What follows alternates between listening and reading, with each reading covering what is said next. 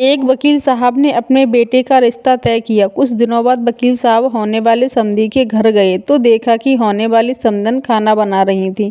सभी बच्चे और होने वाली बहू टीवी देख रहे थे। वकील साहब ने चाय पी, कुशल जाना और चले आए। एक माह बाद वकील साहब समधी जी के घर फिर गए। देखा भाभी समधन जी झाड़ू लगा रही थी, बच्चे पढ़ रहे थे और होने वाली बहू सो रही थी। वकील साहब ने खाना खाया और चले आए। कुछ दिन बाद वकील साहब किसी काम से फिर होने वाली समधी जी के घर गए। घर में जाकर देखा होने वाली समधन बर्तन साफ कर रही थी, बच्चे टीवी देख रहे थे और होने वाली बहू खुद के हाथों में नेल पेंट लगा रही थी। वकील साहब ने घर आकर गहन सोच विचार कर लड़की वालों के यहाँ खबर पहुँचाई कि हमें ये रिश्ता मंजूर नहीं है। कारण पूछने पर वकील साहब ने कहा कि मैं होने वाले समधी के घर 3 बार गया।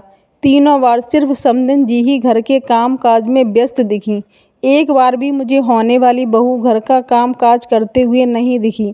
जो बेटी अपने सगी माँ को हर समय काम में व्यस्त पाकर भी उनकी मदद करने को ना सोचे, उम्र दराज माँ से कम उम्र की जवान होकर भी स्वयं की माँ का हाथ बटाने का जज्बा ना रखे, वो किसी और की माँ और किसी अपरिचित परिवार के बारे में क्या सोचेगी।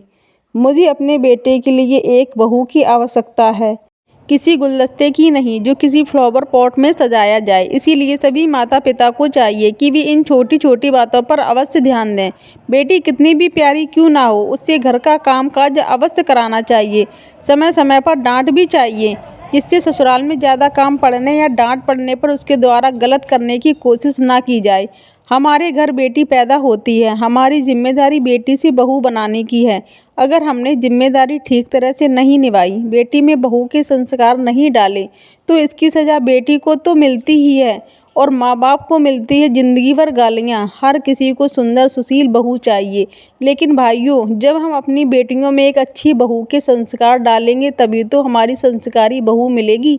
ये कड़वा सच शायद कुछ लोग ना बर्दाश्त कर पाएँ, लेकिन पढ़ें और समझें, बस इतनी सी प्रार्थना है।